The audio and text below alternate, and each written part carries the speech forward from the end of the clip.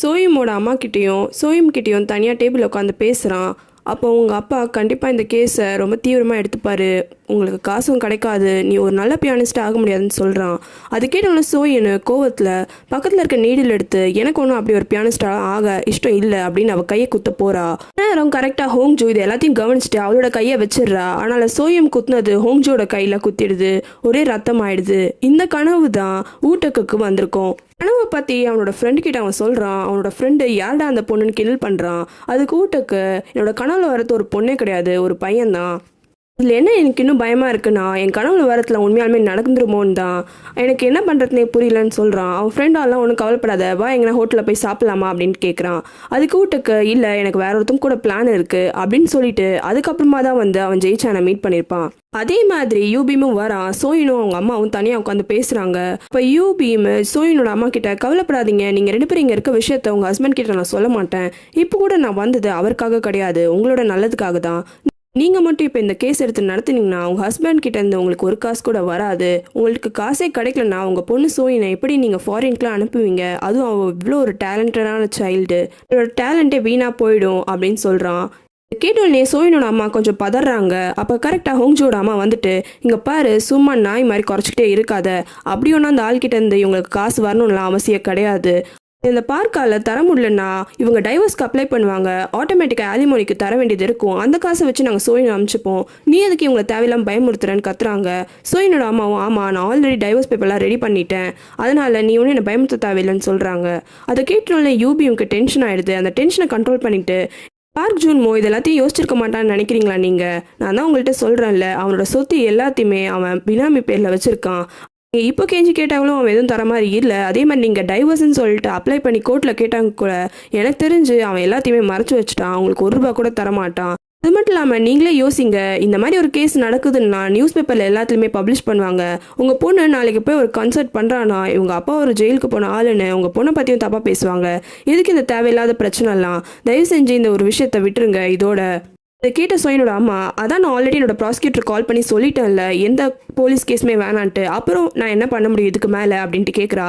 அதுக்கு யூபிம் ஆமாம் நீங்கள் சொன்னீங்க, ஆனால் உங்கள் ப்ராசிக்யூட்டர் அது எல்லாத்துலேயுமே காதில் போட்டுக்காம இன்வெஸ்டிகேஷன் பண்ணியே தீர்வேன்னு சொல்லிட்டு இப்போ இன்வெஸ்டிகேஷனை ஸ்டார்ட் பண்ணி வச்சுருக்கான். உங்கள் பொண்ணோட நல்லதுக்கு தான் நான் சொல்கிறேன், கொஞ்சம் அவன் காலில் போய் விழுந்தோ அழுதோ எப்படின்னா இந்த கேஸை முடிச்சு வைங்கன்னு சொல்கிறான். இதை கேட்டுட்டு இருந்த சோயின்னு அழுதுகிட்டே இப்போ என்ன எங்கள் அம்மா போய் அழுதி கொஞ்சினா அதுக்கப்புறமா என்ன எங்கள் அப்பாவை ரிலீஸ் பண்ணிடுவாங்க, அதனால் என்ன நல்லது நடந்துட போகுது, எங்கள் அப்பாவும் மாற மாட்டாருன்னு சொல்கிறா.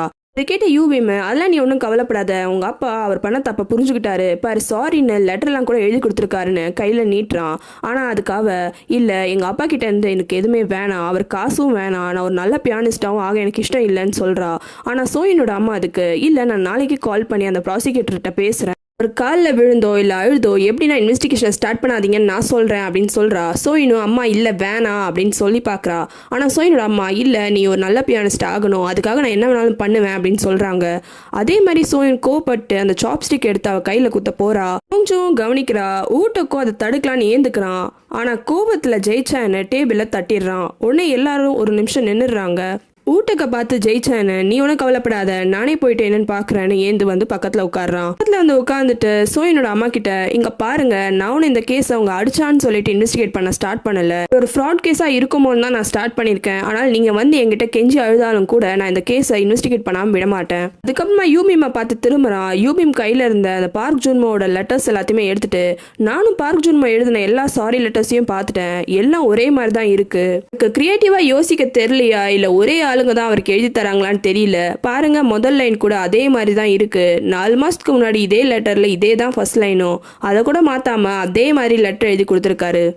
மனுஷனா இருந்தா அவங்க பண்ண தப்பை மன்னிக்கலாம், ஆனா பார்க் ஜூன்மோ ஒரு பாம்பு மாதிரி, அவன் பண்ண தப்பு திரும்பி திரும்பி பண்ணிட்டே தான் இருப்பான், அதெல்லாம் மன்னிக்க முடியாது அப்படின்னு சொல்றான் ஜெய்சான்.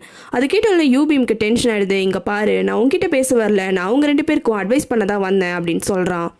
அதுக்கு ஹீரோ ஜெயிச்சான் டென்ஷன் ஆயிடுறான். நீ ஒன்றும் அட்வைஸ் பண்ணலாம் வரல, நீ அவங்கள மிரட்ட தான் வந்திருக்க, உண்மையாலுமே உனக்கு இவங்க மேலே அக்கறை இருந்ததுன்னா போய் அந்த பார்க் ஜூன்மோக்கு அட்வைஸ் பண்ணு, அவன் உண்மையை சொல்லிட்டா அவன் மேலே நான் ஈஸியாக போயிடுவேன், ரொம்ப பெரிய குற்றம்லாம் பண்ணியிருக்கான்னு தண்டனை வாங்கி தரமாட்டேன், யூவிஎம்க்கு என்ன பேசுறதுன்னு தெரியல, சைலண்டாக இருக்கான். அப்போ ஜெய்சான் திரும்பி சோயின் கிட்ட, நீ கவலையே படாத, எனக்கு இந்த ஆளை பற்றி நல்லாவே தெரியும்.